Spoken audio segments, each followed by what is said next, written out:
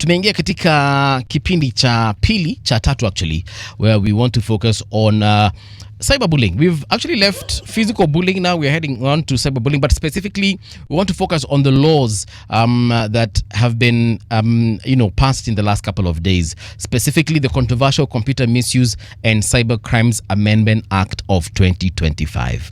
To have this conversation, we do have Levi Kariuki Munyeri. He is a lawyer, and also joining us in studio is Kevin Mugo, a cybersecurity specialist at the Kenya Cybersecurity and Forensics Association, that is KCSFA. Wakili, I hope I've said it correctly. Nasikianga watu wakiita jina Levi. Is it Levi or Levi? Actually, I had to go and confirm from my mother. Really? She told me that what she gave me was Levi, but if people want to call you Levi, well and good. Yeah. So I'm comfortable with both. Right. A couple of years ago, I've actually called you Levi. But now, because I'm so accustomed to watching Western stuff, this name is called Levi. So, kwa akili yangu inakuanga Levi. So, jamaa watches movies at any given moment in time. Akipewa nafasi tu kidogo, ana watch movie. American propaganda. Huyo. Actually, you'd be shocked. I watch even French movies. Of course, interesting. And Russian ones. And Koreans. But yeah, majority, and yeah, you're very right. Koreans as well. And lately I've started having a deep interest in Chinese movies. Indian, not as much, no. You should. They are the fun. last Indian movie I watched was called Bahubali. I don't know if anyone of you has watched Bahubali. No, I used to when I was a nice young man. action. There was a character I liked called Dara Singh. Yes, after that I stopped. But it's the music that I liked. Sure.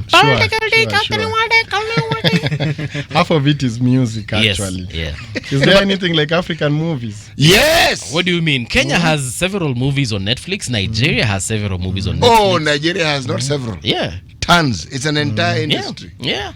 We have Showmax and in YouTube you'll find the whole catalog of Nigerian movies and other African countries, which are popular, I hope. Yeah. Oh, very popular. Very popular. Very popular. So my free time. Ongea na mimi nitakupatia list ya zile movies utaenda kuwatch. Okay. All right.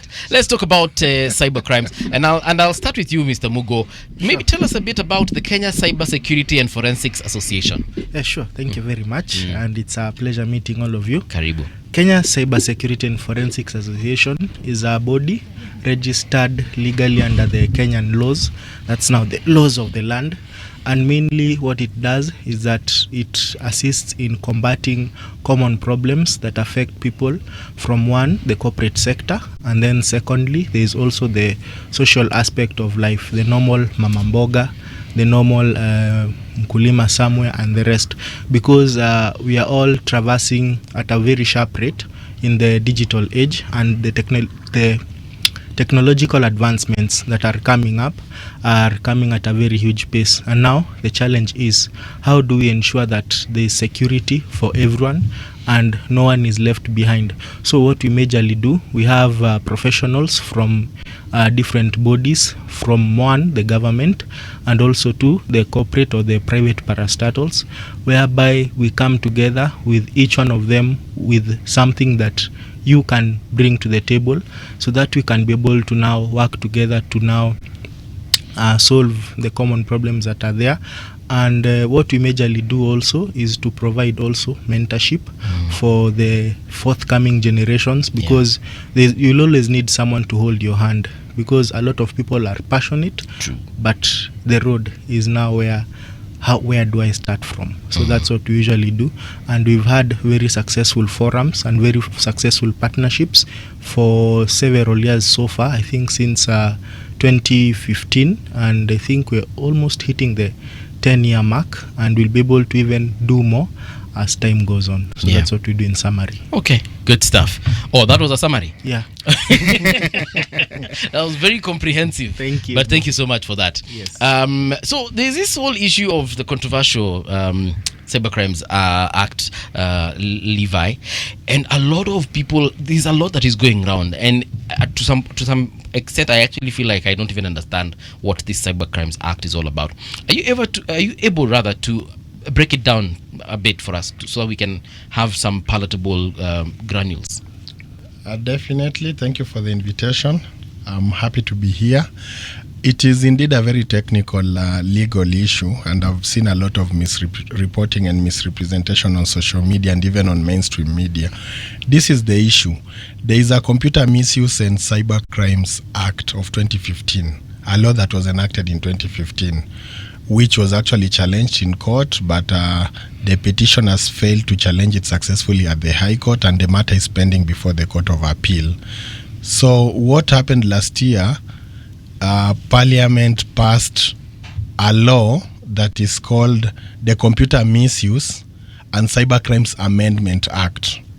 The purpose of the act is actually to amend the Cybercrimes Act of 2015. So you distinguish to that extent that most of the provisions that are actually including the penalty of 20 million is not in the Amendment Act that was enacted recently. It's actually in the 2015 law, which is enforceable as of now. Okay, just a second. So there's one you've mentioned that is in the Court of Appeal.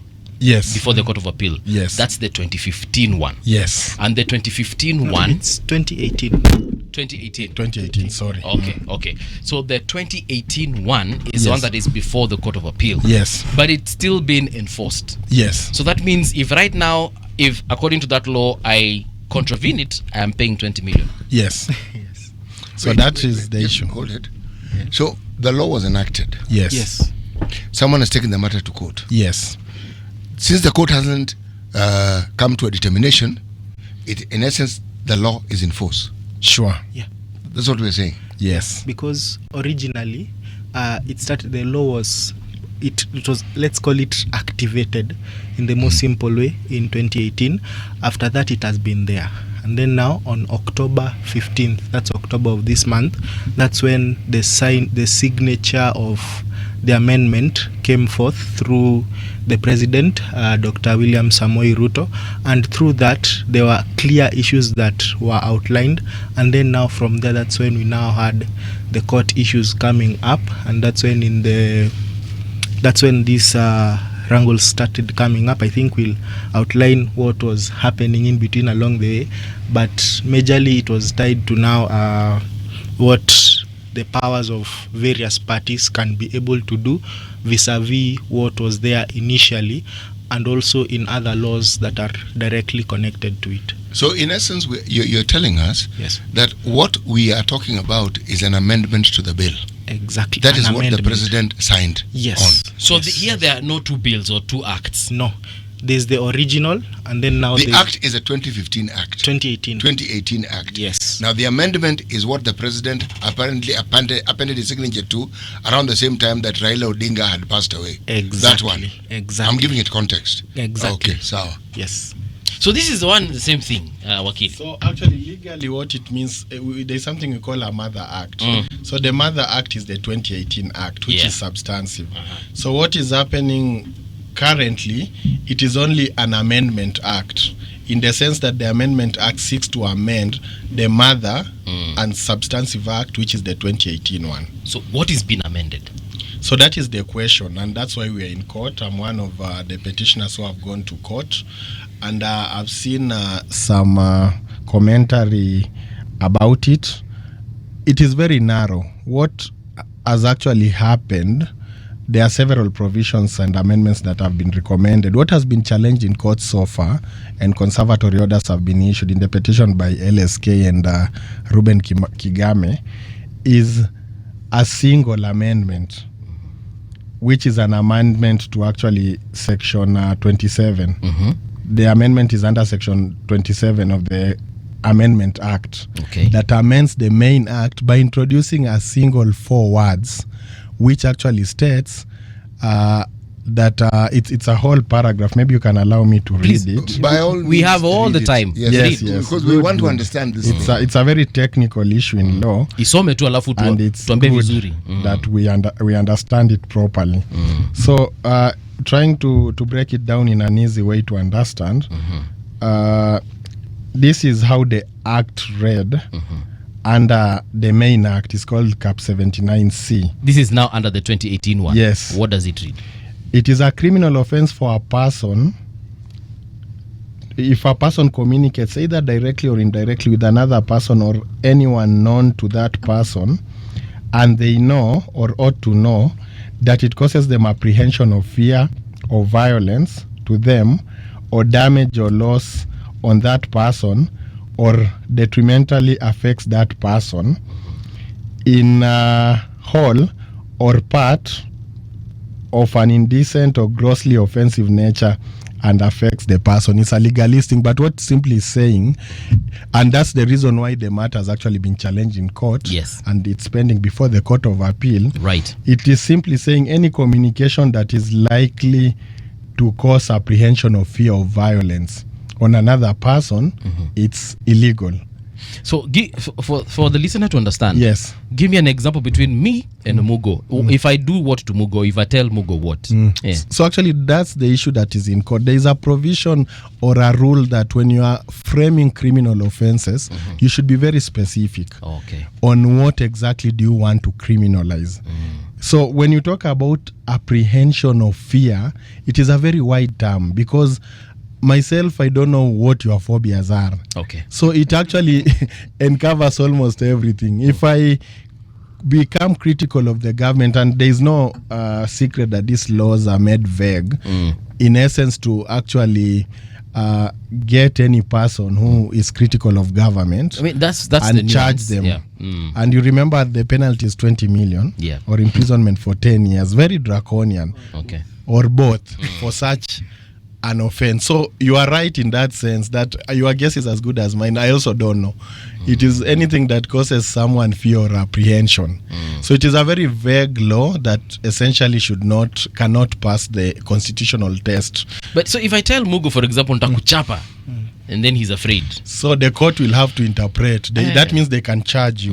You know what happens when you're enacting laws? How the government does in such a very crude manner is you make the law so open. Yes. So any person who talks anything that annoys you or causes the government or any government person to have apprehension of fear, Yes. then you are charged. Then the court will take now that opportunity to try to interpret what that fear and apprehension is. Just before I lose sight, now let me go to the amendment that was enacted recently when we were mourning Baba. Yes. May his soul rest in peace.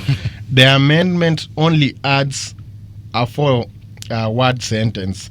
When it comes to a person or detrimentally affects, it adds a word or is likely to cause that person to commit suicide. So actually, that's the only thing that has been challenged in court currently, and that's the only thing that the court has issued conservatory orders, or is likely to cause someone to commit suicide. Another very vague term. First, it's not committing suicide, it's likely to cause. So if I criticize you and tell you are very corrupt, or I tell a son your dad is very corrupt, it is likely to cause that son to commit suicide. If he comes and says, I almost committed suicide, Almost ran in front of a truck. a truck, I was so distressed. So they are actually expanding the scope of that law to make any kind of speech, either online or offline or even media, essentially illegal and criminal to that sense, and attracting a fine of 20 million, imprisonment of 10 years, or both. So, like, for example, Mugo, let me ask you, Sure. during Maandamano, we saw people making pictures of political leaders in certain, like, for example, in a coffin, others in a compromising situation, for instance. Yes. So if I do that, the person that I have made that caricature of, and they feel like they wanted to commit suicide, I'm done for. Yeah, you can also fit into that context very well. But now, even though the scope has been expanded, I think first of all it would be very great for people to understand the original 2018 bill. Okay, and then now we contextualize it based on now what it was put forth. The first thing is that the first part is based on computer security. Like now one of the main objectives, and for everything that you do, regardless of the field that you are in, whether in medical, whether in IT, whether in sales or things of the such, there are principles, and the main principle that governs the formation or one of the key objectives of the Computer Misuse and Cybercrime Act of 2018 is the CIA triad. The CIA triad represents an acronym that means confidentiality, integrity, and availability. So in the confidentiality aspect, it means that everything that is supposed to be only accessed by authorized persons, it's only accessed by the people who are supposed to. Do you have the authority? Yes, I do. Don't you have it? No, I don't. So why did you access it? You will fall prey under the fines in the law. On the integrity ties to the truthfulness. That's just like we have the Integrity Center and what they do. EACC, Ethics and Anti-Corruption Commission and the rest. Ethics is also very important. And now once we've distorted the truthfulness, or even maybe the evidence that is saying you've threatened me, but no, I did not. It's like the way you would maybe edit a WhatsApp message. If maybe there's usually that edited aspect, that edited text down there. So if I edit it and then it's an evidence that is it's given in the court of law. Right. What is it that I can do to prove or to give the original version that was not edited? So someone can argue and say the original message is the one that... Yes, this was not or even this is a photoshopped kind of. And then now, that's now what is directly connected to now one of the items that was added with regard to now the identity theft, whereby if it was your account, and that's another term that was added in the amendment. That's a definition of a virtual account. It means that if there is anything that can solidly connect me to maybe threats or such suicide amendments that have been made, anything that uniquely identifies me, I'll be the one who will be liable. Okay. And that liability is what we call in other sections of the acts as non-repudiation. So it means it was your account that was used. Yes. So you are the one who will be liable. Even if I had no idea it's being used? No. It's the way you'd say ignorance is not an... What you're saying is what was the letter of this particular act? What was the spirit? What is it that the act was seeking to achieve? The act has a lot of things that it was intending to achieve, and beside that, there is the aspect of critical information infrastructure, what I think was called CIIs in the country. It's like the way you would have your whole body. You would need the stomach to digest food as much as you'd need the legs to go and do work to get that food. So what I'm trying to say is that each and every field, for example, in finance, in health, in banking, and in all these items, there are critical infrastructures very important to the core or to the backbone of the country. For example, M-Pesa. In the last session or in the financial years, from their records, they are able to state that they had a total of 21 billion transactions. So that ties to around slightly less than 2 billion transactions per month. So that's an example of a critical infrastructure, and a total of around 39.5 trillion. So once these critical infrastructures are identified, it is through now the NC4. That's a body laid under still this act. Something that people need to also take time to understand. Who is NC4? That's the National Computer and Cybercrime Corporation. National Computer and Cybercrime Corporation that mainly assists in now protecting of this critical infrastructure and also now measuring the risks vis-a-vis the security measures that they have been able to... This is a government body. Yes, a very powerful legal body. Of which... where does it sit? First of all, it's an independent body, just like we have the IEBC, just like we have the ODPC. That's also another one. We'll get to it shortly. Auditor General. So you're saying it's an independent constitutional office? No, but it's not constitutional. It was formed under the Computer Act. Misuse and Cybercrime Act. Okay. That's where that's the original origin of that. So you're saying that particular body, as it's currently constituted, Yes. is not constitutional. No, what I'm saying is that there are bodies that are established under the constitution, like he has given ESCC, IBC. Those are constitutional bodies.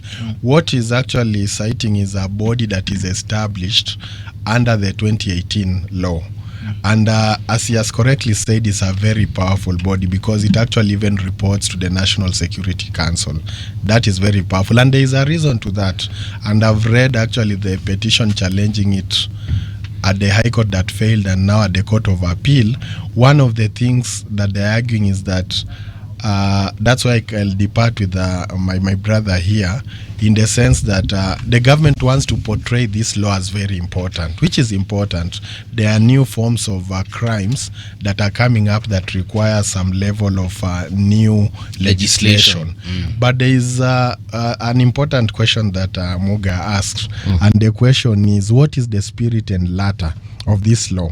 A spirit and letter of a law is actually cited. We always call it a long title when you are enacting a law. Like for this 2018 act, it talks about an act of parliament to provide for offences relating to computer systems to enable timely and effective detection, prohibition, prevention, response, investigation and prosecution of computer and cyber crimes, to facilitate international cooperation in dealing with computer and cyber crime matters and for connected purposes.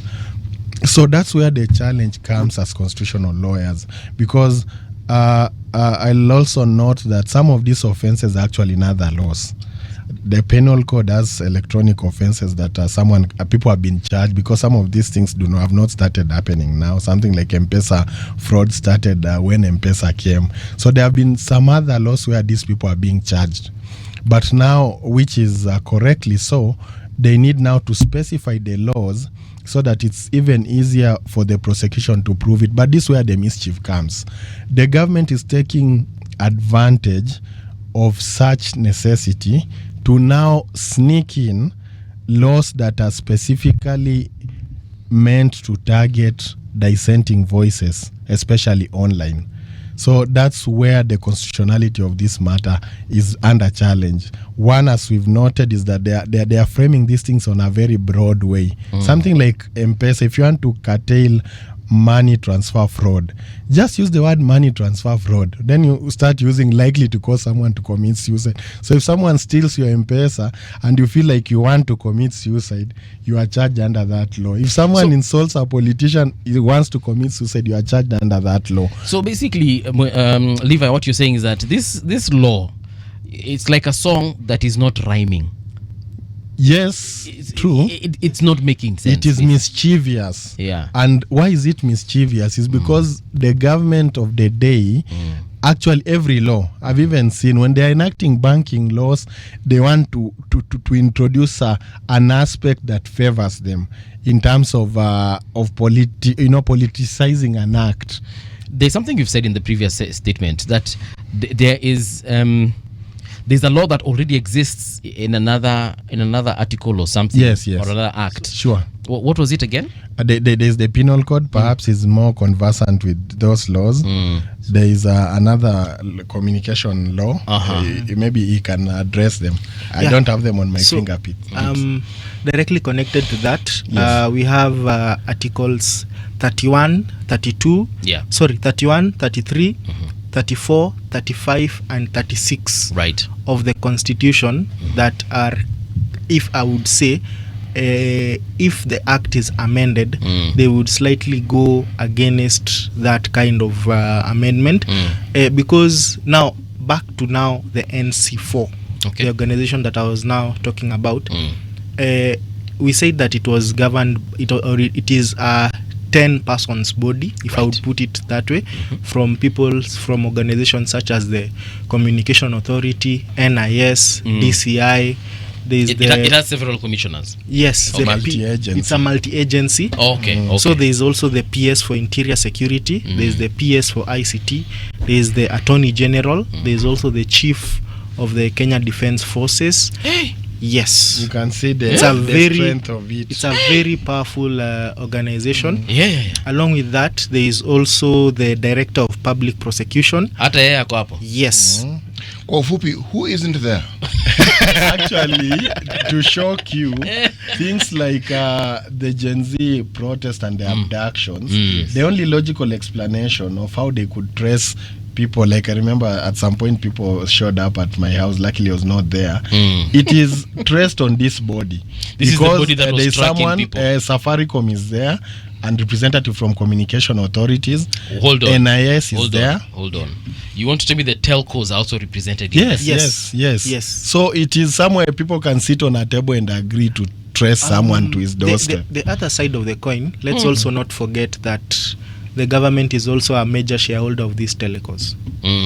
That's also something we need to also remember, because to some, for example, to an extent of even 25%. So if I'm a shareholder, it means that at any time I would ask, give me the data for so and so. No, but the law is very clear. The law is very clear to give data, especially location of someone, is actually prohibited by law. And there's a case where that matter has come to the fore. I think it's the case for, which one was it? Is the gentleman who posted an image of the president in a coffin. So that matter has come to the fore, where a policeman actually came and confessed. Because if you are to be traced using your mobile phone connection, you need a person, a police officer, to go to court and get a court order. That was not done, and the police officer actually admitted. So what we are waiting as lawyers, as soon as that trial ends, we are going to file a constitutional petition on behalf of that gentleman, arguing that the state violated his rights to privacy by tracing him. When the police service or the individual within the police service goes to court, what exactly are they asking the court to do for them? It's an ex parte application. You call them miscellaneous application, where you show cause. And that's the essence, that you need to explain, why do you really want to get this person? Has he stolen? Has he done this? And the court now will have a chance to interrogate the merits of that application and affidavit and say, indeed, there is sufficient cause for us to trace and track this person. In law, when you say miscellaneous, does it mean the same thing as it does when you use the word miscellaneous in everyday discussions? No. Or in maybe budgets. In law, in law, miscellaneous. What does miscellaneous mean? It actually means that this application is more or less random. It is not anchored, because there is a notice of motion application, there is a chamber summon application. So it's a technical word in law that means a random application, in the sense that it's not tied. It's not tied on any law. Levi, before I forget what I wanted to ask. Yes. What are the reasons why anyone should be or can be traced or tracked? There are very valid reasons. Okay. If you steal, if you rob a bank, or if I murder someone, God forbid, then there is a valid cause in law for me to be tracked for purposes of arrest and being charged for murder. So until the point whereby the police can determine we can't find a movie, they shouldn't track me or trace me. Never. It's unconstitutional. Is there a statute of limitation as to if I can sue the state or someone? No. Okay. Bring it on. So give me instructions. Is someone who or kando. The other side to it, or something that's still under the same act, and that's why I'm putting a lot of emphasis on Kenyans to study the original 2018 Act, is the fact that in the same act, it governs about to what extent you can be able to, if a police would want to arrest me or come and start to investigate this phone, I can refuse to give it to the police because you don't have a warrant.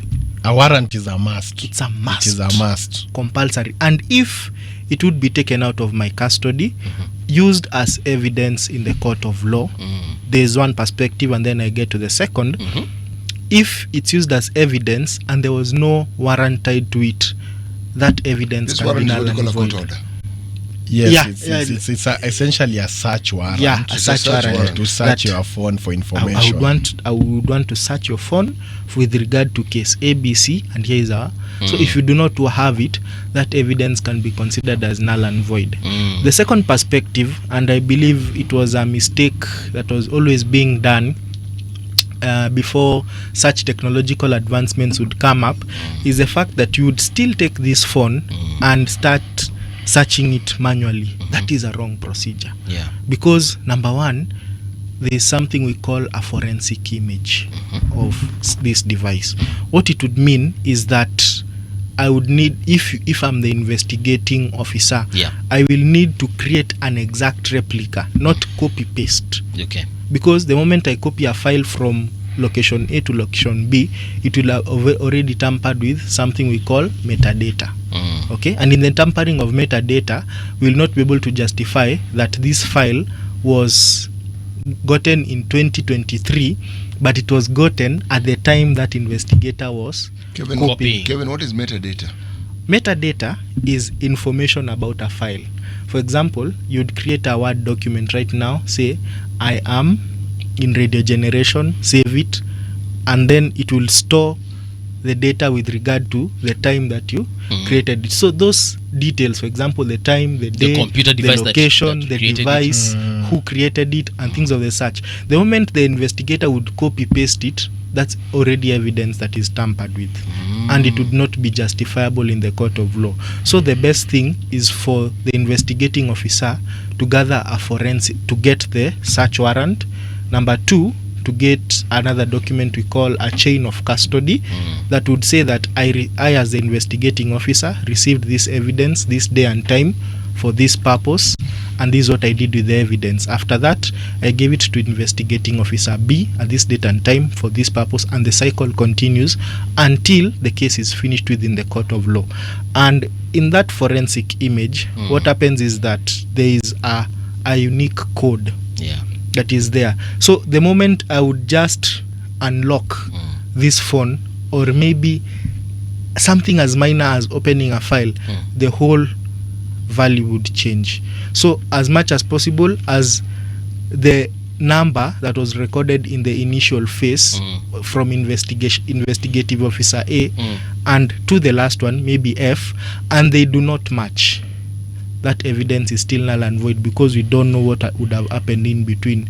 Because we've seen cases whereby investigative bodies are not maybe substantially named, okay, but what had happened is that the phone was being used to ask for money while still the same device was in custody. Exactly.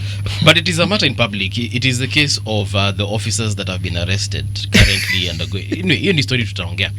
But there's a question here. Yes. And it's in regards to what you just mentioned. We know how things happen in this country. Sometimes when police come to arrest you, they don't come politely.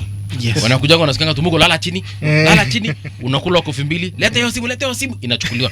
Leta hiyo laptop. They have not presented a warrant of arrest. Very true. They've not presented a search warrant.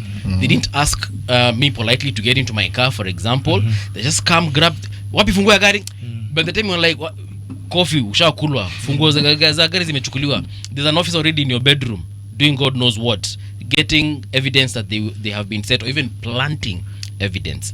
Sure. In such a situation, and then I've been bundled into a car, the Subaru, of course, nimejipata niko hapa Central na ngoja kupelekwa sasa kotini. Yes.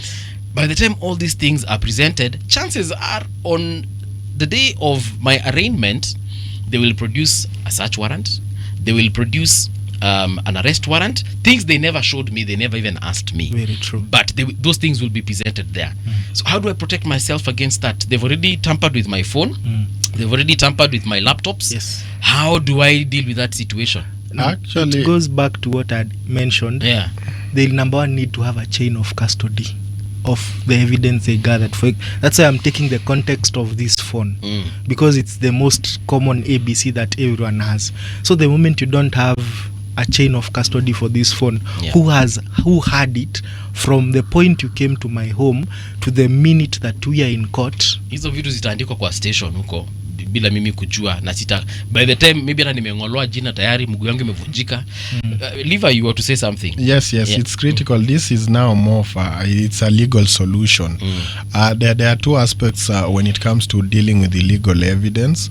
One he has mentioned, you can seek on trial to challenge that evidence so that it can be expunged from your case.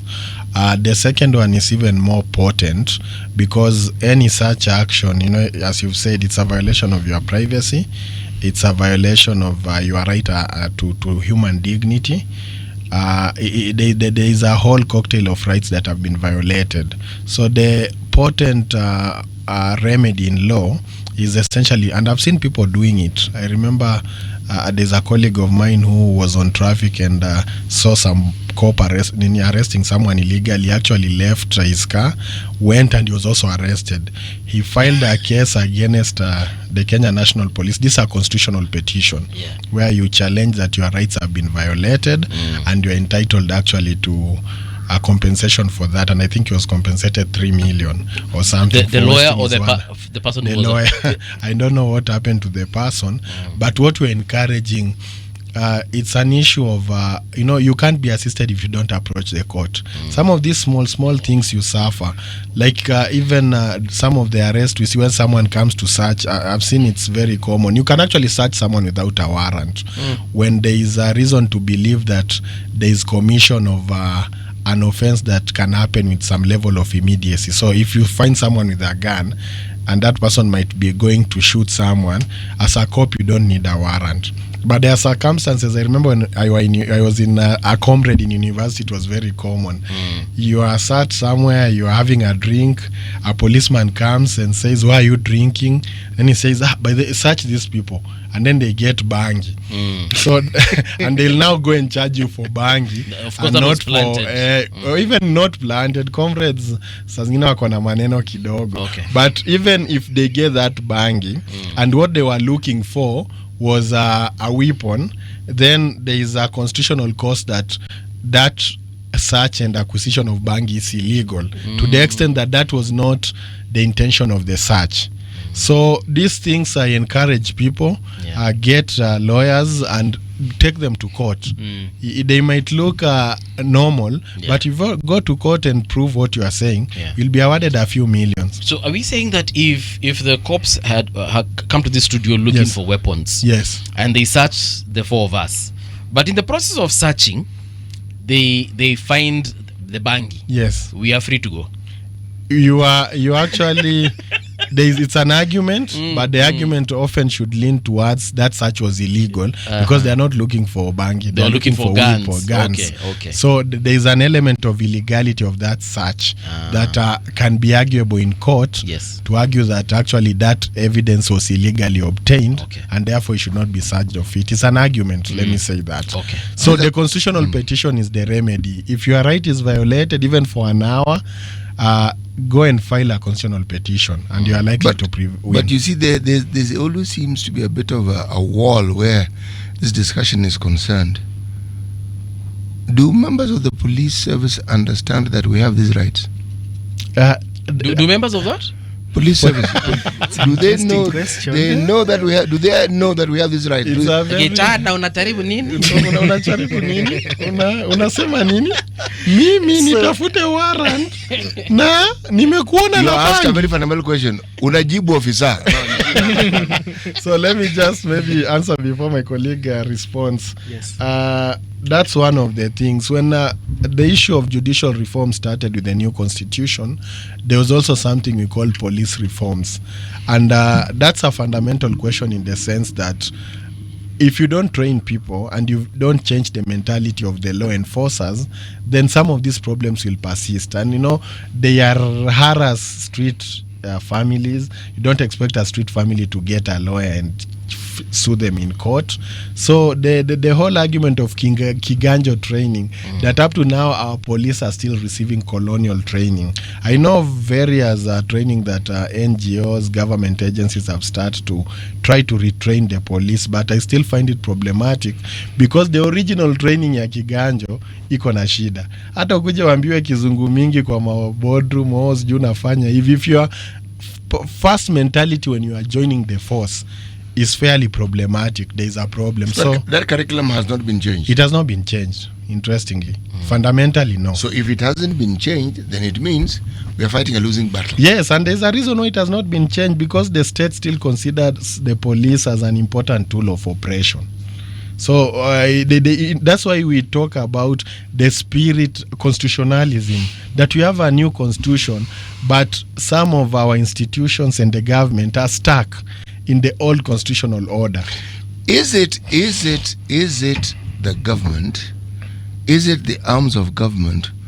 Or is it the Kenyan citizen who presents himself as a political leader?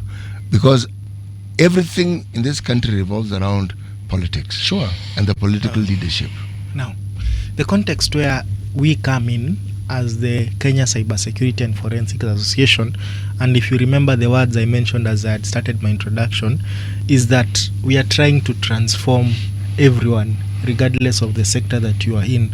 An instance, I think we've already discussed that, about the NC4, okay, under the Computer Misuse and Cybercrime Act.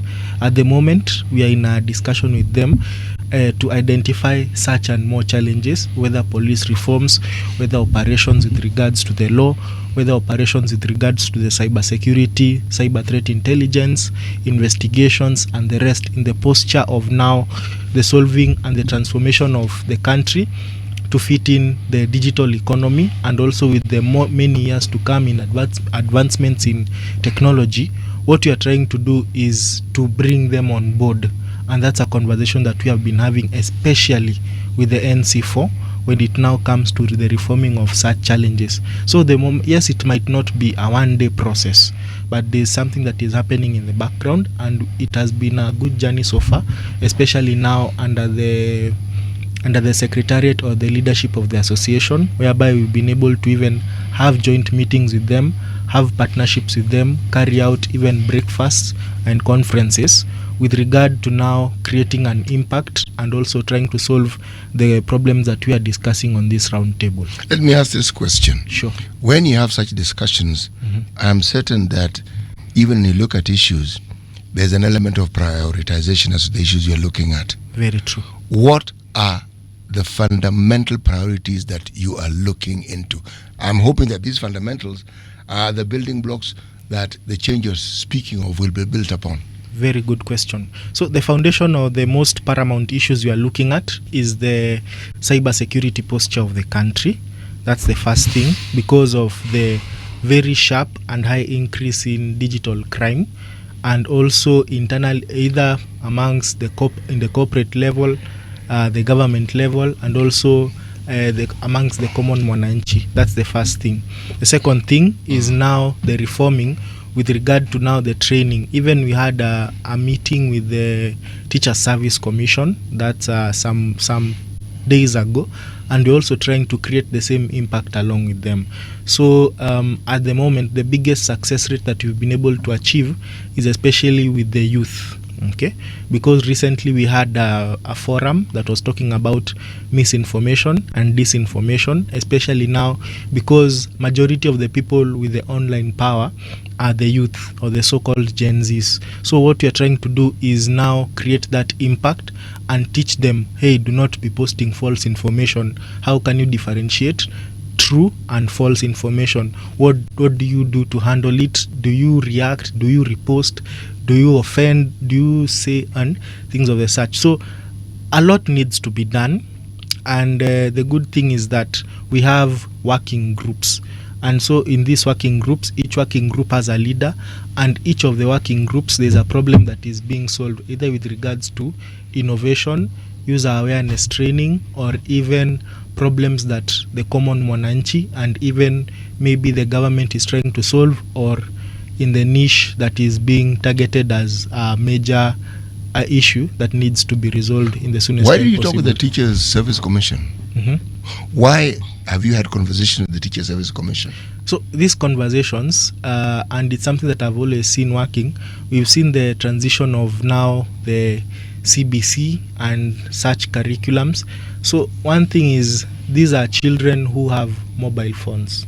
You understand? So these are children who have internet access. So how do we manage or assist in governing from the home level through the training of trainers, through the teachers, to both the learners and the parents with regards to cyber safety, and to build that ecosystem so that the country can be able to now get into a better position in the future years. Have you had conversation with the Kenya Institute of Curriculum Development? I'll tell you why I'm asking the question. Yeah. If we teach these things as part and parcel, because we're in the information age Very and it's true. not going anywhere, it's only going to become more complex with time. So we need to prepare young Kenyans so that they're in tandem with the rest of the world in understanding these things. Yeah. Kenya Institute of Curriculum Development are the ones who are tasked with determining the curriculums that are taught in our schools. If somebody is going to be a police man or woman, and the curriculum in Kiganjo does not, yes, you see where I'm going with this, does not encompass what it is. If you teach this child or this Kenyan at a very early stage, they will know. Yeah. Even if you go to Kiganjo, the training will be running interference with knowledge that they already have. Yes. So they will be perhaps favorably disposed towards some of the positivity that you're speaking of, yes, as opposed to letting what is in that curriculum be the dominant force when it comes to their thinking. Very true. And with regards to that also, but what you've done beside now approaching KICD, we were recently accredited for having an institute that would now facilitate the training of such items, and it had already kicked off, and trainings have always been in progress. There is a good team of trainers, and it's targeting people from all domains, because regardless of whatever you do in your field, you'll always have a technological utilization that you'll be needing to maneuver through or with each and every day. You know where I'm heading with my discussion here? Yes.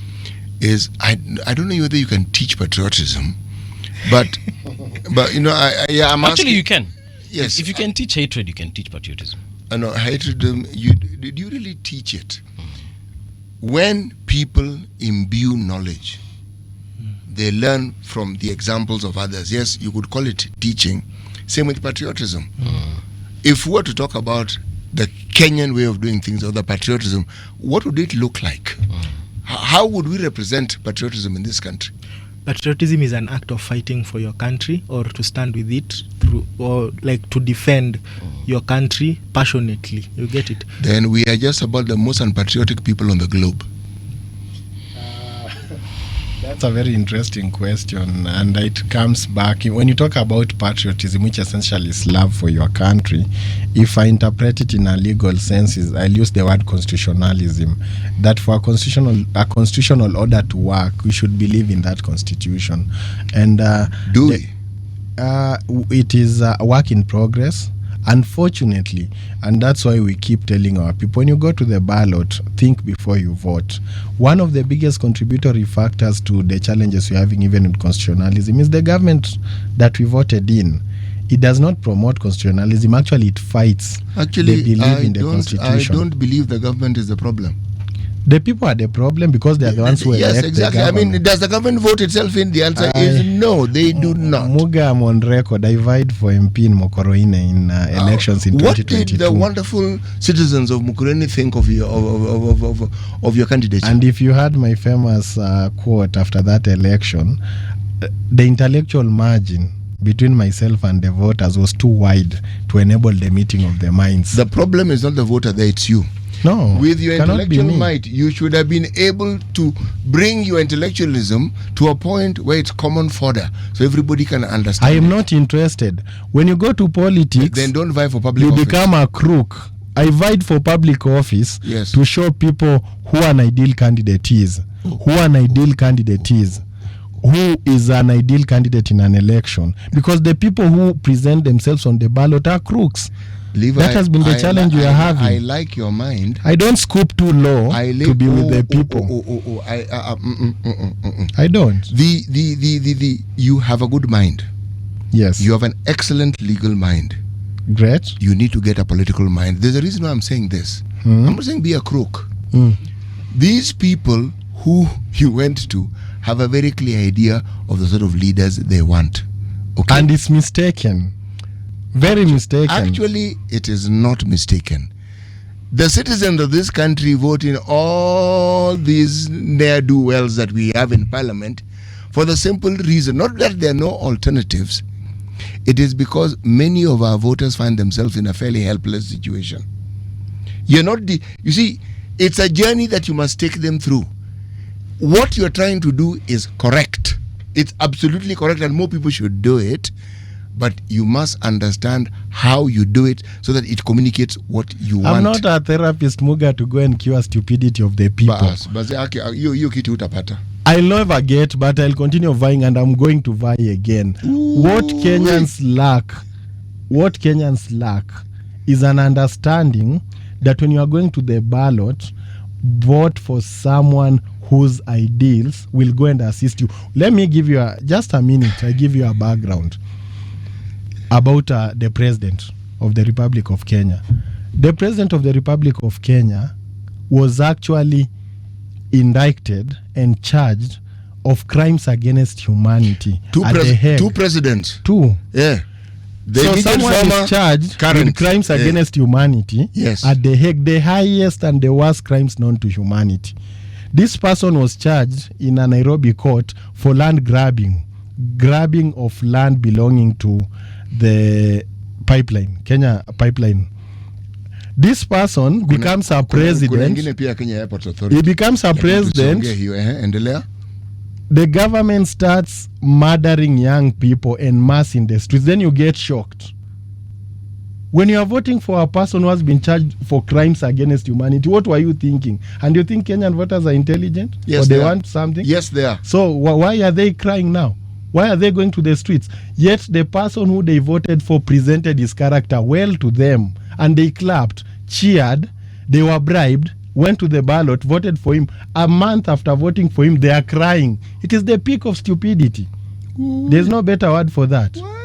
The voice of the people has become the voice of stupidity. And we'll have to change. I think the context of this discussion was there. No, we derail sometimes. No. We can talk a lot of cybercrimes, but the problem is beyond cybercrimes. Do you know why this discussion is important? It's very important. Very. And the reason why we are allowing it to go the direction it's going is because of this.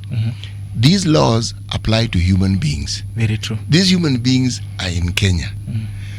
Our politics determines the direction that we go as a nation. Completely, everything, every aspect. So even these laws that we are talking about, this particular law and the pain points, if our politics wasn't involved, we would not be discussing this law. And this law, Kevin, you can talk, and I've seen you've mastered it. I'm very glad. I wish you more go to place and explain to people. It's very good to master the That's law. what he's doing here. But there is, which is doing very early. Yes. But there is a challenge, and that's the challenge why we've gone to court. The person who is making these laws is not a genuine person who wants to curtail cybercrimes in Kenya. If this person was genuine, he's coming to make laws to curtail cybercrimes in Kenya, we could not be in court.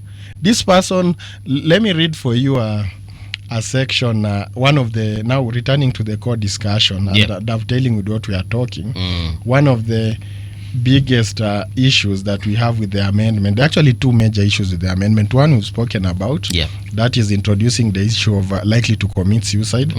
Another aspect of it is something that I've introduced that is very dangerous. It touches on the right of the government to actually delete. It is under section 3. Okay. Section 6 of the Principal Act, which is the Cybercrimes Act of 2018. It talks about where it is proven that a website application promotes unlawful activity, inappropriate sexual content, terrorism, religious extremism, cultism. The government can issue an order to deactivate or make the website or application inaccessible. So that means bloggers who write stuff. Yes. They block you. And you know, the issue is that there is no court supervision. Ideally, in other countries, for such a blog to be blocked, the thing we are talking about, miscellaneous application, such an application would go to court, fair administrative action, which is a constitutional right. You'll be given a chance to defend yourself before your Twitter account or X account is blocked. Here, the powers have been given directly to state agencies. Wanazima. And then see, just Kevin, for a minute, see the things they are talking about. Terrorism, very good things. Terrorism, cultism, religion, extremism, things that are very good. We all got sad with what happened to Shakahola. But that's not the intention of the lawmaker. The intention of the lawmaker, nikianza kupinga serikali, they flood my website with pornographic things and block it. Kuna mali nimekukata, ulikuwa unataka kuleta a very important point. Yes. Nafasi ni yako. Asante sana.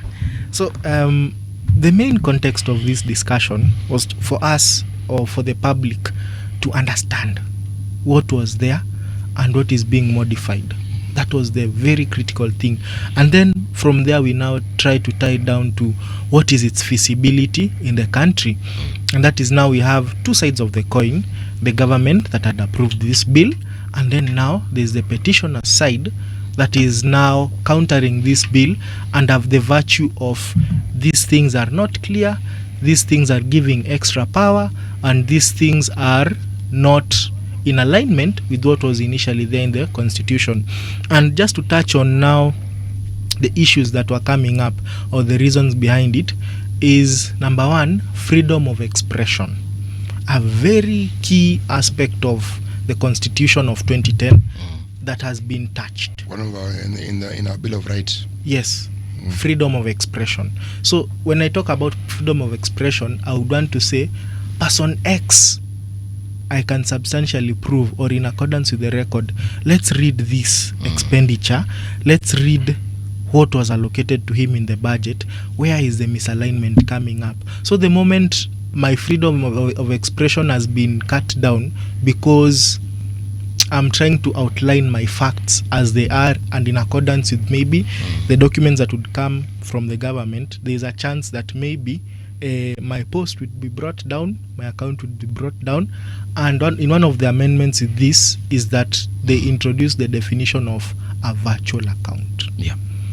Okay. So that virtual account is what is uniquely identified to me as the one who made that post, for example, based on that fact. The challenge with this, for the common or the simple person to understand, is the fact that there are no outlining facts that state under this condition we will bring it down. Like, there is no framework that now governs what will be brought down and what will not be brought down. It has not been clearly substantiated, and still, if it's brought down, it has already gone against the constitution of 2010. So we are trying to solve one problem, fixing one point of the ship that has a hole that is making water to seep in, but also there's a bigger one at the back. Yeah. Yeah. Gentlemen, I'd like to ask you a question. How would these laws have been framed better to make sure that, number one, they protect citizens and you know, still make them legal, or make them okay, make them fair, make them good? Now, Kevin, you can go first. Number one, the first perspective to it is that there are already bodies that are there. For example, we have the ODPC, that is the Office of the Data Protection Commissioner, just located here in Upper Hill, I think. So with regards to them, and also with the amendments that have been done, that body was very independent, very clean, can make legal moves, can fine you, can maybe take you to court and things of the such. And you've seen cases to the hundreds that have been fully resolved. But now with such amendments, there's a position where their stand is somehow being infringed. So, and also there is now other bodies. For example, the way I started off with the discussion, who are these people that make up this NC4? So the moment we are able to understand that they are independent bodies, there's a role that they need to perform. The roles were clearly outlined, and then now we have a new. These people who had these independent bodies, do they know they had independent bodies? And do they know that the bodies are independent? Very much. Really? Just to, you can finalize. So it's about knowledge and how you apply it ethically. Do you know how knowledge is demonstrated? Through action. Yes. So when you say they know, yes, the action that we see, if I look it's at like they don't know. Well, yes, because if I look at like the Auditor General's office, if you told me they're independent, I'd say yes. Okay. Because by and large, they demonstrate that independence, because nobody's left out when they talk about their findings. Everybody's spoken of. And oddly enough, for the longest time, just that people don't read in this country, that office have always been known to point out things that nobody else would dare point out. Okay? Yeah. And it goes down to the corruption that we keep speaking of. The police service is independent. Is it not? Very independent. Yes. Really? It is. It is. Okay. Muga, let me pick up from there and answer the question that has been asked. What can be done to ensure that we pass sober laws that protect Kenyans. And as Kevin has noted, some of these laws have importance because new offenses that were not contemplated before are actually coming up. 3 points. On the morning of 15th of October, while people are waking up and going around with their business, the president assented 8 laws. I heard the Speaker of the National Assembly saying that these are perhaps the highest number of laws that have been signed by the president on one sitting. So there is a national principle of public participation is actually enshrined in Article 10 of the Constitution. Why is the government doing these things with some shroud of secrecy and trying to overwhelm Kenyans with a lot of bills so that people don't participate well and given ample time to give their views? Allow people to give their views. Allow bodies, which Kevin has mentioned, several bodies including their own, to get a proper chance and sufficient time to give their views on a bill before it is taken to parliament and finalized on. And it's not only giving your views, take their views into consideration and amend the law so that some of these bodies are actually legal bodies, like the Law Society of Kenya. These are legal body of lawyers. They'll be able to, if given sufficient time, sufficient notice, and some level of latitude, they'll be able to pinpoint all unconstitutional issues in that law. Are you ready to amend? That's another question. If you amend that law, you'll come up with a clean law that nobody can actually succeed to challenge it in court. Public participation. Number 2, political interference. You've asked a very simple question, Muga. Do the owners or the people leading these bodies know they're independent? You know the Auditor General. The Auditor General, I know her also. She's a person who is tough, patriotic, free-thinking. She has been charged in court, you remember? Mm-hmm. She was taken to court, I don't know, for violating some Companies Act to threaten and intimidate her. She cannot be intimidated. She's people try to influence her. She cannot be influenced in any way. Go to the police, another example of an independent body. It is led by people who are puppets of the president. So that points to characters that occupy these bodies. People need to be brave. People need to be no nonsense. People need to believe in the Constitution. And you'll see some of these bodies reforming. So political interference is an important tool of interfering with the such laws and coming up with laws that are actually tainted with unconstitutionality. If those two things are handled, we'll get better laws that address the interest of the people and which will help our society to progress. Amendments to any act that already is in force, does it be... Okay, a bill is presented as an amendment. Yes. Does it go through the same process that people go through before any of these things are everything enacted? Meaning the reading? Everything. All right. So also, in fact, in one of the reasons why the petition was very much on fire was the fact that it did not efficiently go through these procedures. And just to quote one of the people who are in this, Senator Okia Omtata, he said that he used a word that, like, for example, on the public participation aspect, it was not effectively done. That's what he had stated as one of the key things. While still, he has to state what he means by it, because why I'm asking this question, a body like yours, Kevin. Yes. From the reading, if it was a football match, would say the whistle to start the game had been blown. Is that not so? Yes. You are told this thing is coming up. Yeah. Did you people know when it was actually read the first time it was presented in Parliament? Did you know? No. Now, Muga, listen to this story. It's interesting, and it comes back to the issue of constitutionalism. There's a procedure of enacting laws.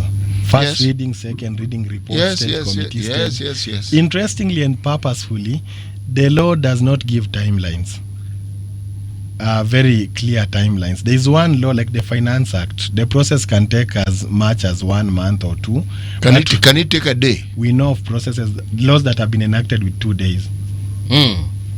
First reading, second reading, report. This particular one, how many days did it take? So I'm not sure to those facts, but what I can... 2 days, was there public participation? What I can mention is this, another aspect of, and I know it happened on this law.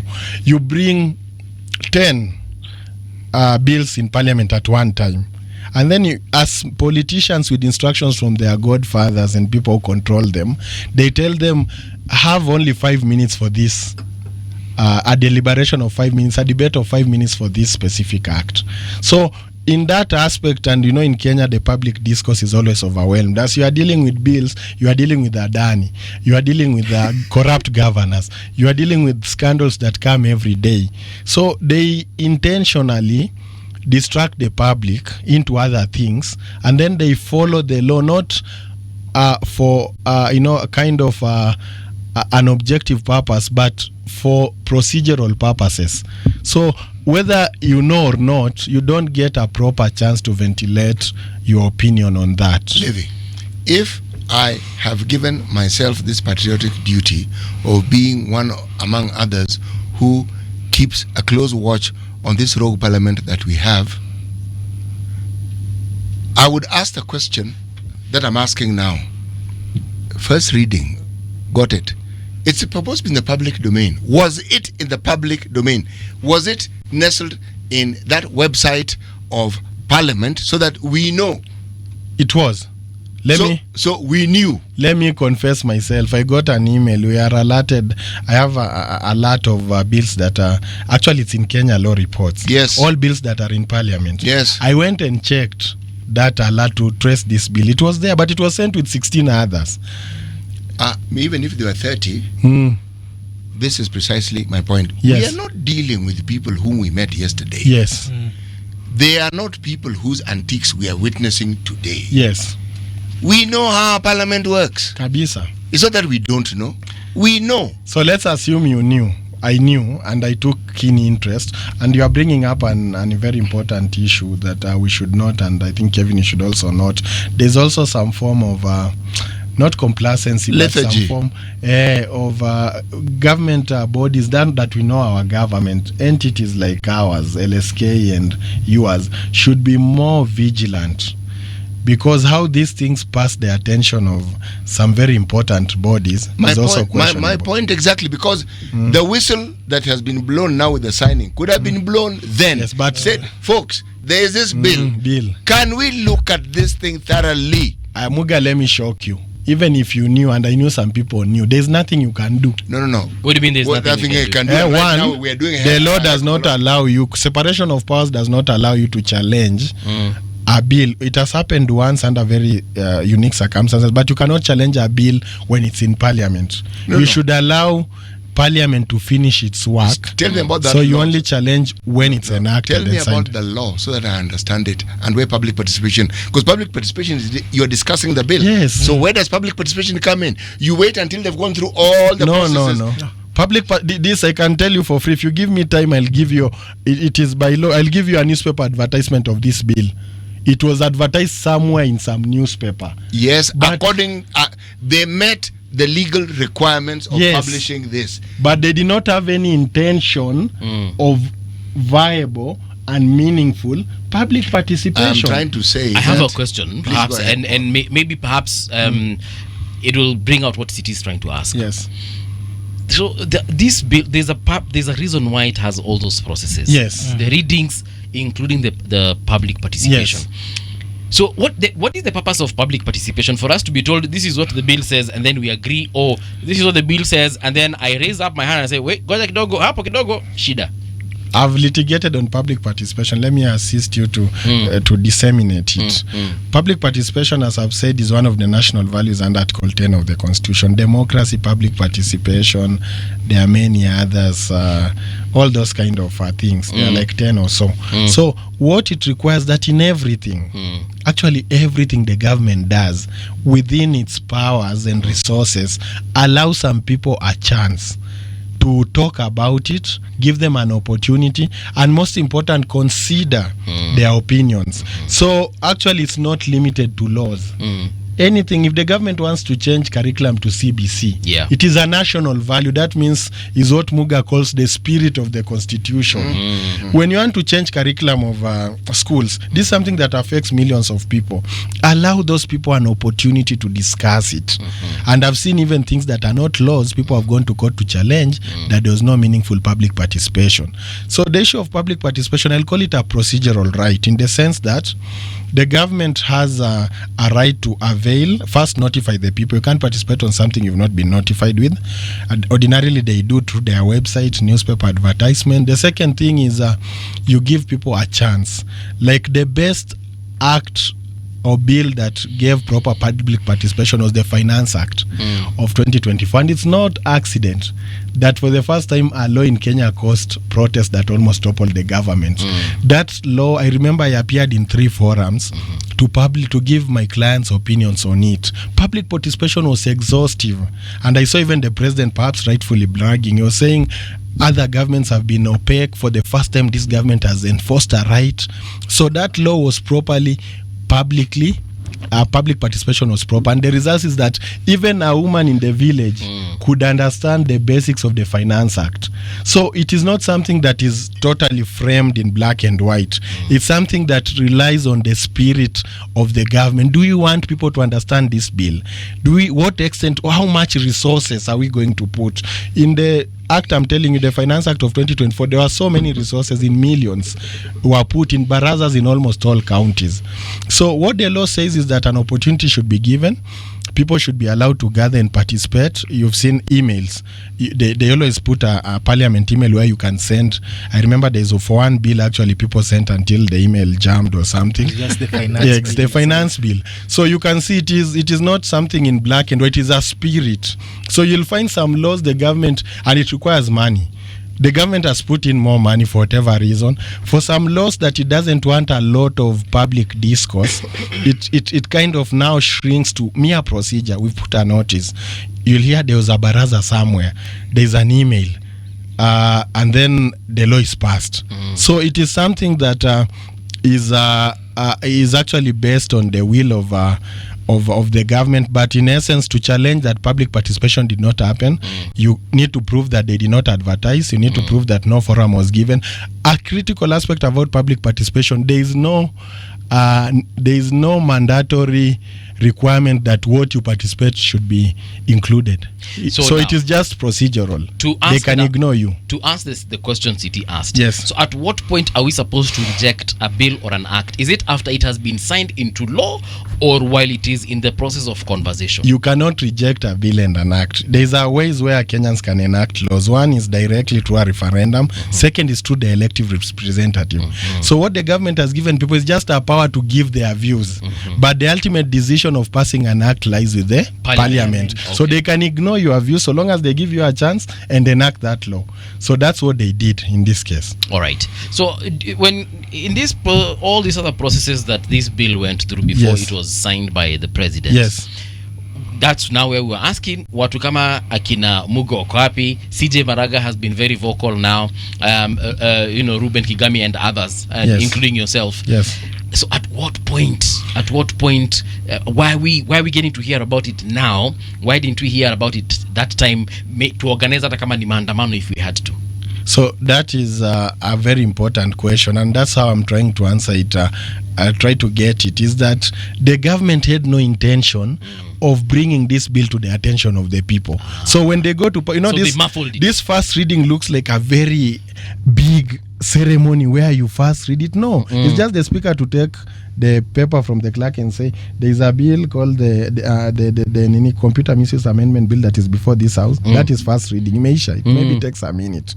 Then debate comes later. Okay. So it is not a very ceremonious thing that everyone, and you're not allowed to participate in those stages. Those stages are for parliamentarians. But the As is debate public participation in Parliament is in the public domain. Yes, and now what happens?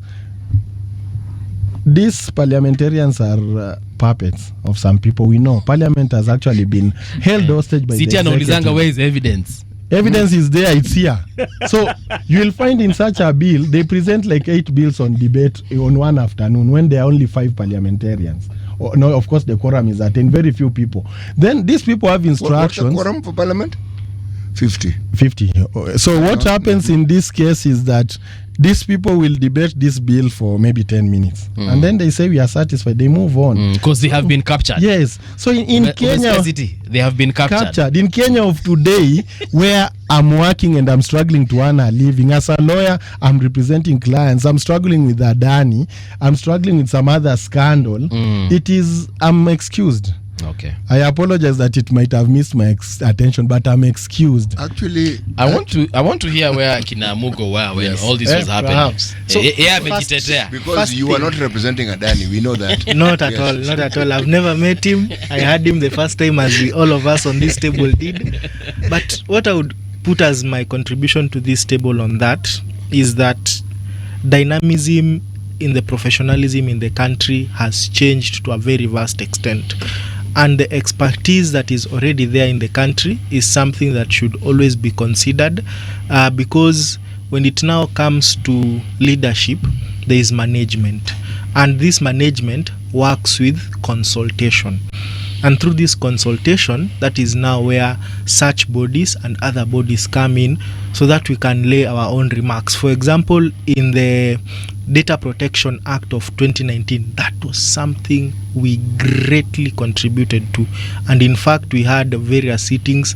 In fact, we've assisted a lot of people in compliance. In fact, we've created a lot of awareness. If all the laws would follow, not really, if such things would be happening again and again and again and again, that there is someone you're feeling is listening to you, that there is someone from the government body that is ready to give an ear, and also whatever you have had, whatever you've contributed would be able to be of impact to the country.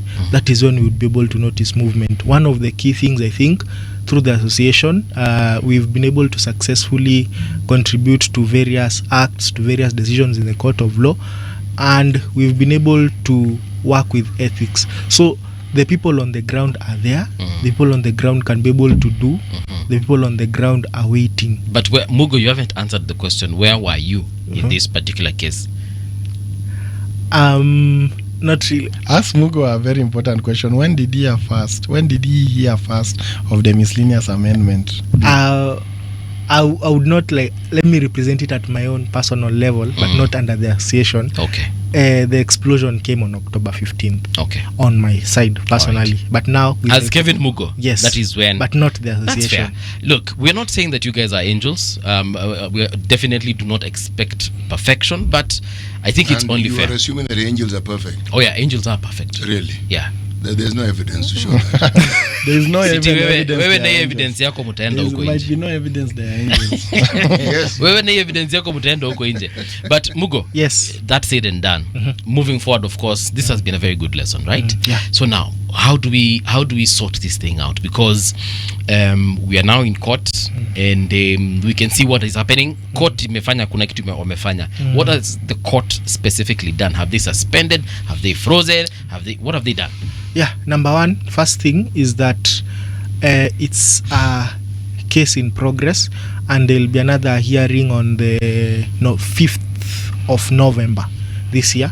And what will happen is that there are two parties. There is the petitioners, and then there is the respondents.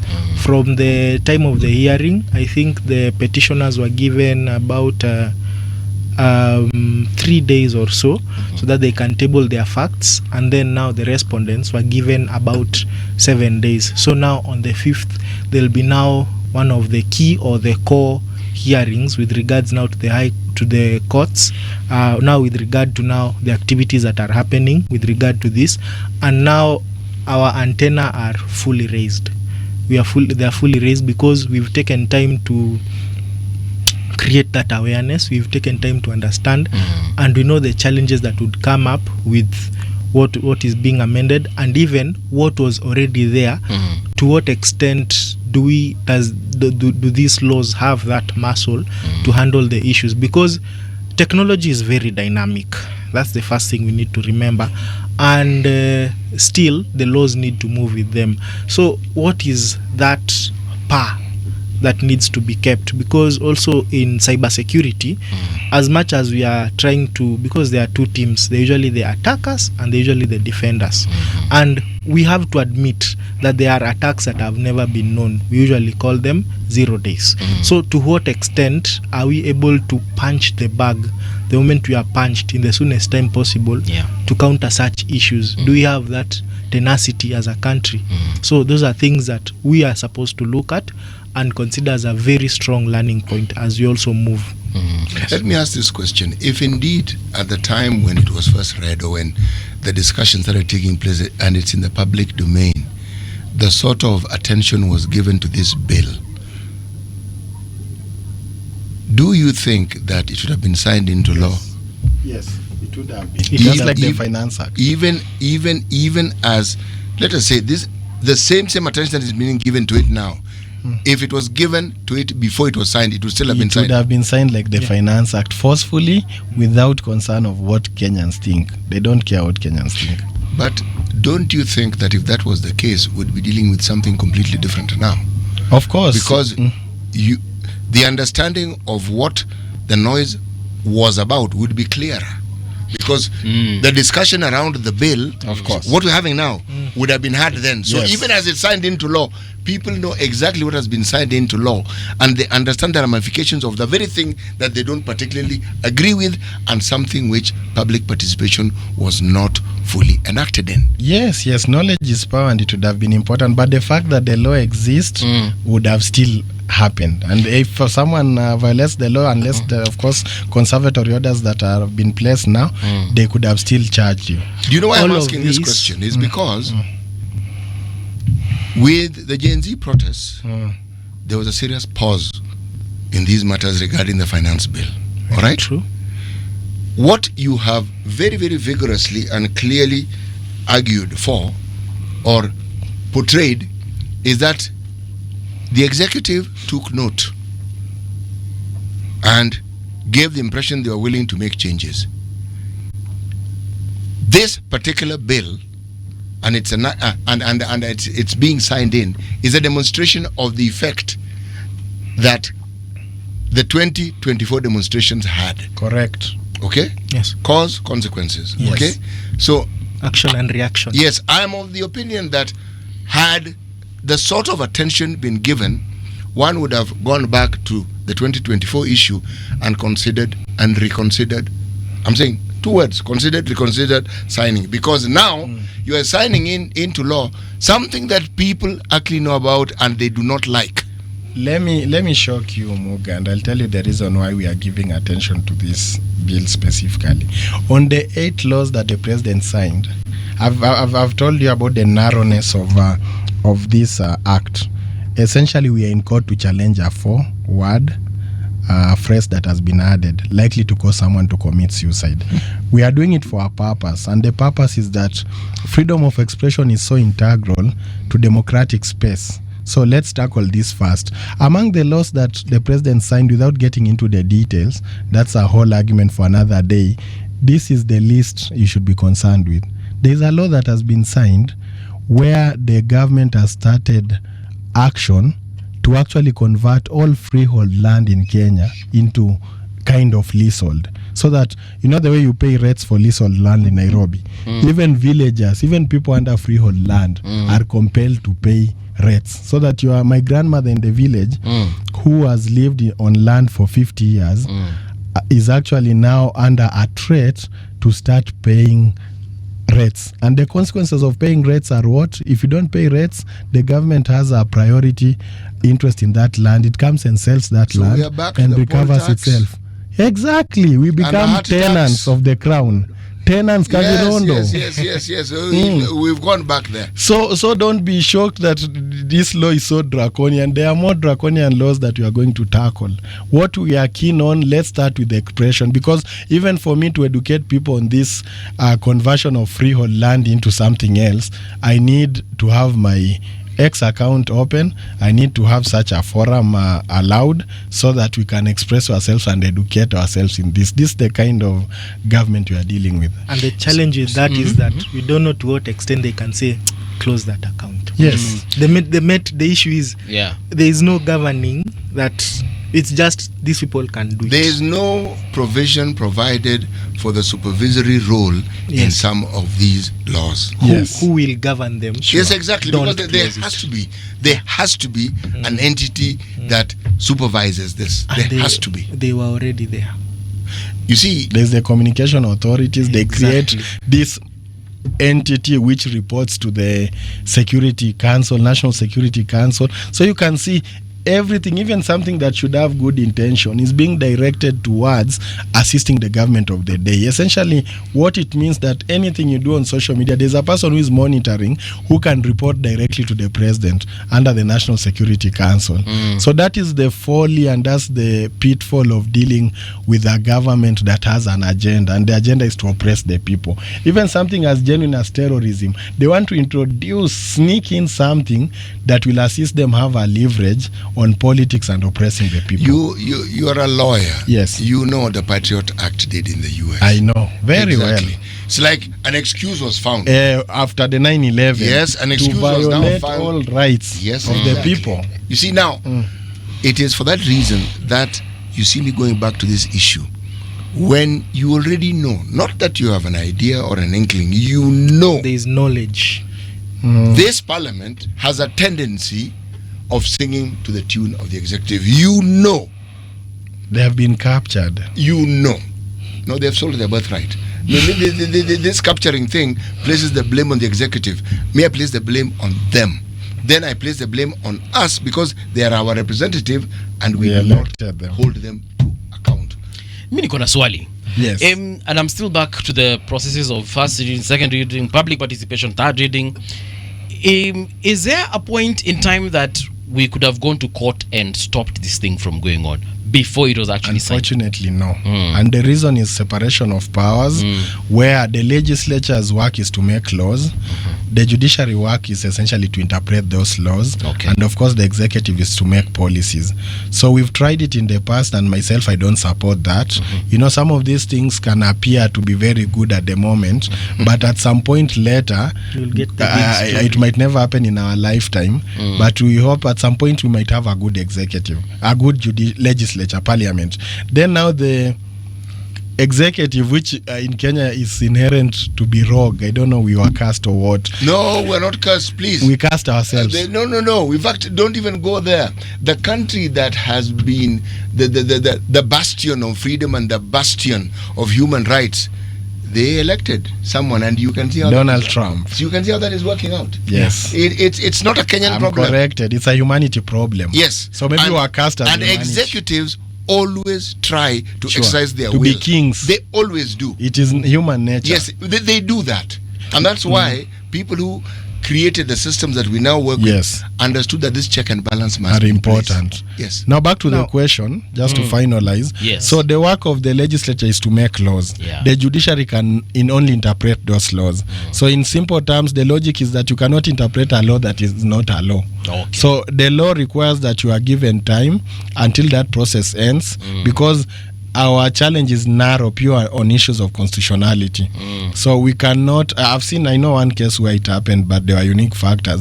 But the general rule is that you cannot interfere with the legislative process until that law is enacted. That's why you see most of these things, you only file petitions after it has been assented into law. Okay. Okay. All right. Well understood. So, there's a question actually here on social media. Okay. Someone was asking, it was about if a spouse ramages through your phone, is that a crime? Just curious. This is by Star Kenya. It touches on privacy. And Is that by then the Cybercrimes, Misuse, something, whatever law? America. okay, so with that, I think they would have maybe our lawyer can maybe support or oppose me. I've never seen a privacy act for couples. No, it applies. It But actually now the applies. context is now, does it fit in or does it not? Even your spouse can make you likely to commit suicide. Remember. True. your spouse can make you likely to commit suicide. So as Kevin has rightly said, it is a question of privacy. You can actually sue your spouse for violating your privacy. At least theoretically, there might be other defenses, including spousal privilege and the rest. But I always tell people, and this is a problem we have in Kenya now that you've mentioned that, the law cannot solve everything. The law is a very narrow field of study. Some of these things are solved by sociology, they are solved by ethics, they are solved by morality, they are solved by humanity. If your wife is giving you trouble with your phone, pambana na bibi, muongeleshane, muelewane that phone is out of bounds, or what you get on the phone cannot be used against you. So it goes down to who you are choosing. Yes, yes. Because for sickness, in sickness and in health, in good and in bad days, poverty, poverty, in privacy and no privacy. You see, so but don't make your spouse likely to commit suicide. Don't. And yeah. So basically, what Wakili here you're saying is that Star Kenya here ni Star ameuliza swali. Yes. It's Star. Yeah, ni Star ameuliza. If a spouse ramages through your phone, is that a crime? Just curious. So if Star's wife or husband, because I'm not sure Star anakuanga which gender, but so if Star's spouse goes through simu ya Star na kuja mwambia ni nani hapa unaongelesha na mimi, na mwambie bwana nani kwambia ushike simu. Let me return to Muga's analogy. Evidence. And I've seen it happen. Now the Star or whoever goes to a police station. Right. Habari yako ofisa, nataka ubi. Bibi yangu ameangalia kwa simu yangu. Wewe kijana, acha ujinga. Mambo ya nyumbani, enda muongee nyumbani. Hiyo ujinga usilete hapa. Wewe peleka ujinga, sina kazi ya kufanya. Peleka ujinga yako. Bibi amekukalia, bibi anakupiga. Peleka ujinga yako mbali. Wewe ni mwanaume na gani? Chukua hiyo simu ya bibi, munilie mlika mwizi. Right. That is the practical situation on the ground. Choose your wife wisely. It goes down to just be wise, because the moment, because you don't, okay, there are some people who have dated today, tomorrow washaingia kwa nyumba. It happens, but now take time. Who is this person? If this happens, how will he or she handle it? And it goes down to what we call emotional intelligence. You can be intelligent, the best law decision makers. We've seen a lot of great people making bad decisions, and you're wondering, is it what was in his mind? But now, because the emotional intelligence needs some tweaking, needs some engineering, your ethics needs some engineering, because even as you're going through my phone and find evidence, yes, there is privacy, and also what you think is adverse evidence. I'm amazed. I didn't know Kevin is also an expert in marriage. That advice is very important. Yes. So the context that I'm trying to, yes, there is a right to privacy, but I also have the right to, do we call it monogamy, if I may put, because the moment monogamy is also infringed, it's like a 1-1. You see? You know, it's interesting you should say what you're saying, but consider. Yes. Consider this. Yes. The issues we talk about, especially when it relates to relationships that people have with, the good thing about this country, when you say spouse, we mean a woman. Okay, we don't mean anything else. Yes, if you're a man. Spouse can be both. No, in Kenya it's opposite. What I mean is context. Context is, if you're a man, see, there are men here. That's my context. We are all men. Yes, so if you say spouse, it's a woman. That's the context I'm saying. Yes, it's true. Okay? Wife. Sure. Can you use? Yes. Yes, No. exactly. Okay. I'm using my words deliberately so that you can understand what it is that I am saying. Yes. Okay? The issues that we're discussing come about when there is a bit of friction, because we are looking at some item, some issue differently. Our views on that subject are different. Now, if you do not have the maturity, again a deliberate word, to sit and say, okay, how do you understand this, so that you can understand where this person is coming from. If you react to what they are exercising or what they manifest, the yardstick and the lenses that you're using are your own, not theirs. Okay? This is a common problem, because when people are so-called dating, everybody puts their best foot forward. Okay? Everybody presents the best version of themselves. Then when you get married, the other versions that were not present at that period in time come into play. The test of marriage is how you deal with these variations, because they were always there. It's not as though they suddenly appeared, because the way you deal with it and the temerity you have to try and solve it determines you as a person, your maturity, and the sort of person you are. Yes. In most cases, as men, we're impatient. Your generation is extremely impatient. I'm a witness. I second you. Extremely impatient. The slightest indication that you are having a problem, you're thinking, way out. My generation is not quite the same. You went and reported this matter to an older person. A baraza. You talk to your father. You talk to people who are older and say, this is a situation I'm having. And you will be someone and told, guys, what seems to be the issue here?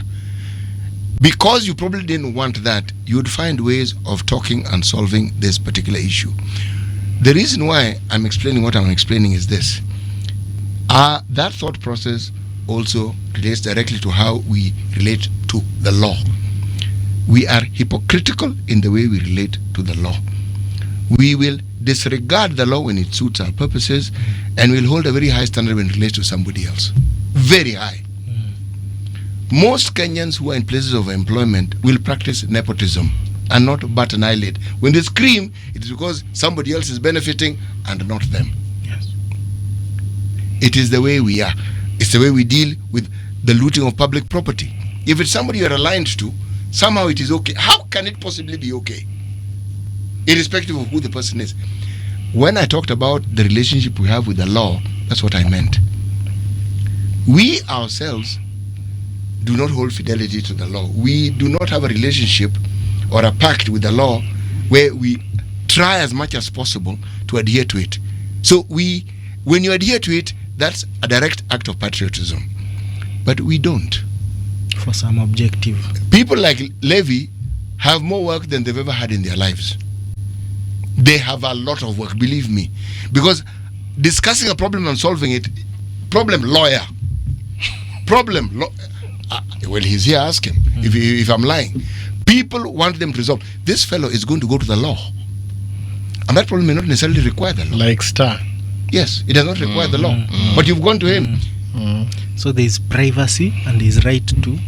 There's the rights that when we signed to the Attorney General, the letter, there are some responsibilities that... We people don't want to be honest.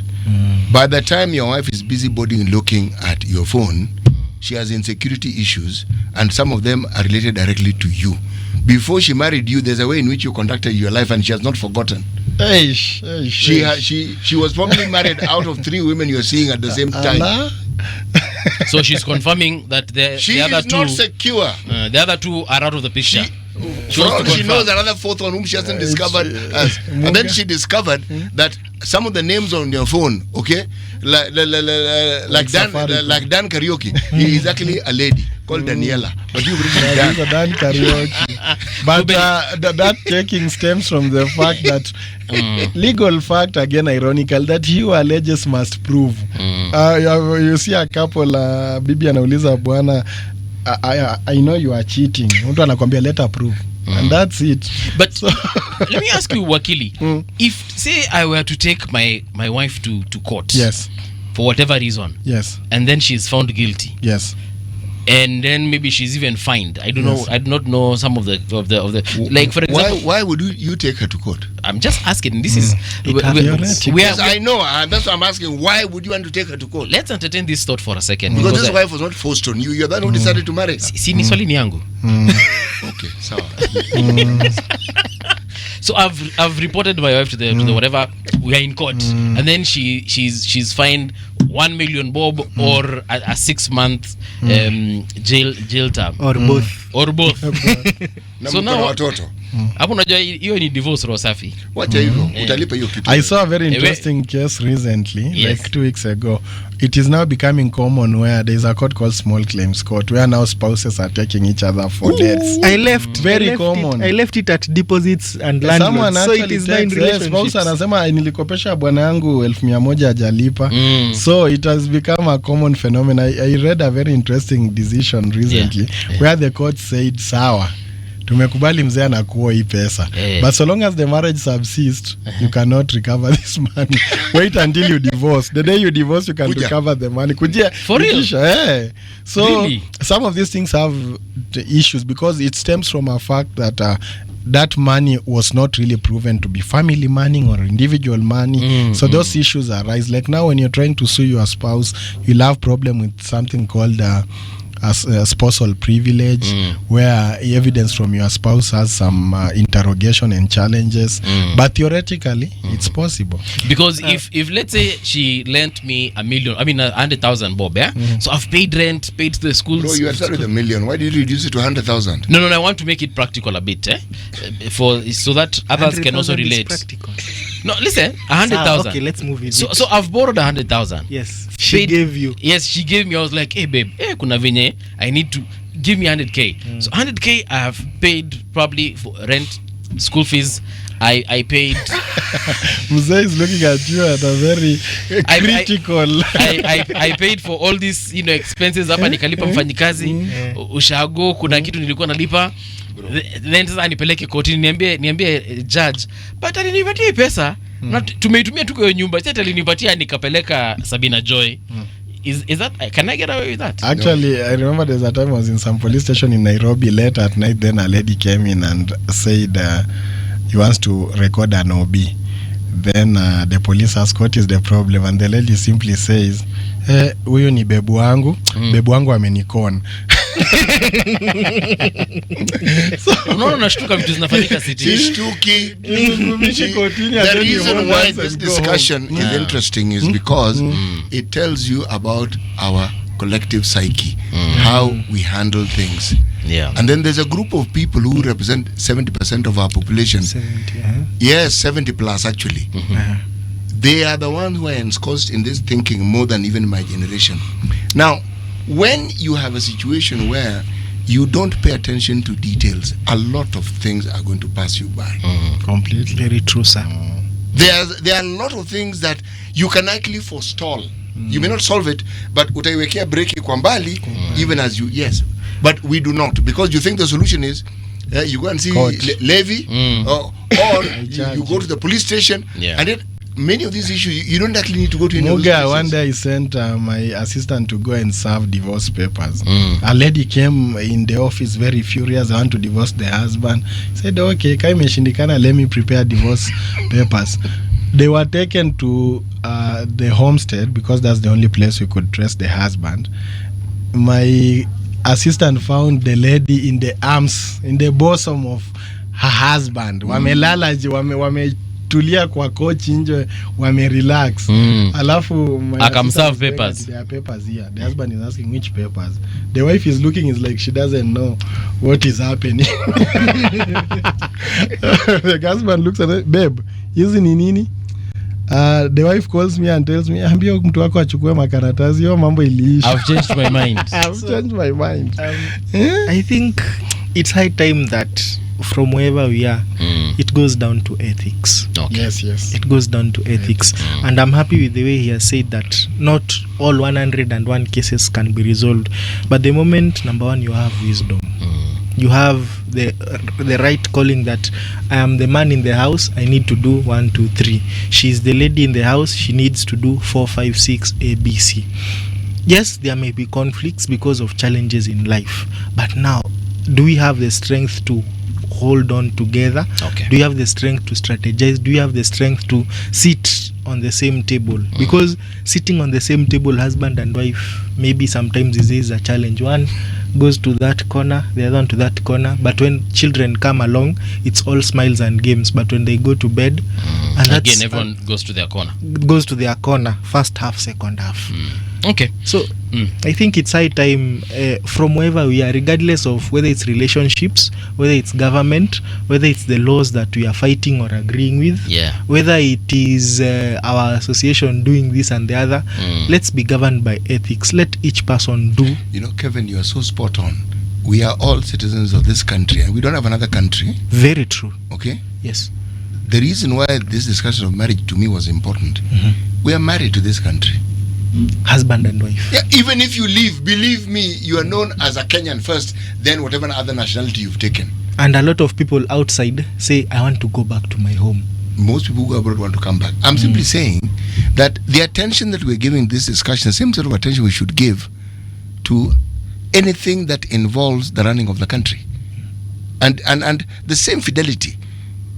And apply the same measure, because you realize you don't want this thing to go to the dogs because I live here. But at the same time, I'm not putting up with this nonsense that I'm seeing these guys up. Yes. So how do I go about it? Especially somebody whom I've elected and it should be working for me and they're not doing it. These are discussions that we must have ethically and honestly, as you've suggested. Because if we don't have them, we may not have a country. People who have not adhered to some of these things, we just look around us. With the exception of Tanzania, all our neighbors have had some really very serious problems, genuinely serious. And we fail to see that we have a uniqueness. With all our 40, how many are we? 45 tribes, or how many are we now? 44. 44, huh? We actually have a formula of working together, despite all these problems that we are told are difficulties. And the people who bring about these things are these fellows we've elected. They are the ones who, with every electoral cycle, they take us back. We want to move forward. In the 4 years before the election, we do fine. We get along fine. Then we allow, forget them, we allow them to bring this between, and they start with the clans, then they move to a higher level, then they make it tribe. We allow it. This is my position. We allow it. And so long as we allow it, we are going to be discussing and talking about how terrible these people are. It's more of, we need call to action. We need call to action from the ground to the top. Finally, on this cybercrimes thing, do you think anything will change? Ama tumeenda tu kotini, ndio tuonekana tulienda kotini, but this thing is the law.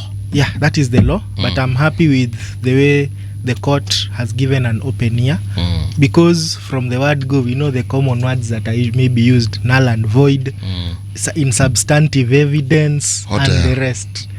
Hot air, excellent. Wakili, mnaona kitu ikifanyika kotini ama hii ni story tu? Yes. One of the tests for giving conservatory orders is that the case is strong. So most of the cases where a conservatory order is issued, we are likely to prevail and win the matter. Okay. But there's a bigger problem in the sense that I've seen it like something to do with affordable housing. If we done, it's declared unconstitutional, they go and enact another law. So the solution might come earlier, but most likely in 2027. Vote for leaders wisely. Vote for an MP who knows that is in parliament to protect your interest and cannot support such laws. And vote for a president who is also keen to ensure that the constitution and the oath of office that he took is upheld. All right, gentlemen, thank you so much. We've come to the end of the show. Kevin Mugo, asante sana. I guess we shall invite you on a different date now to talk about marriage, Okay, I think even before we get to marriage, let's just fix one issue at a time. Let's first fix the laws. Let's first fix security in our country and the rest. But it will be a continuous discussion, and I'm very open. I think it's been like 5 minutes. And it's been a very interesting discussion, sitting down with a lawyer, being on the same page. In fact, this is the kind of conversations that we need to have. There was once a time, and those were one of the reasons why the association came forth. The fact that lawyers and people who are expert witnesses, we come to the court of law as expert witnesses, people who present the evidence. So we need to speak the same language, and that's what we've always been fighting for. And from the word go, I'm very happy with Mr. Levi, and this is the kind of conversations we need to have we are sitting down on the same table. Even if your 7 plus 5 is 12, my 6 plus 6 will also be 12. So the moment we have such conversations, that's when we'll be able to move forward. All right. Yeah. Gentlemen, enjoy your weekend. City. Thank you. Enjoy your weekend. Thank you so much.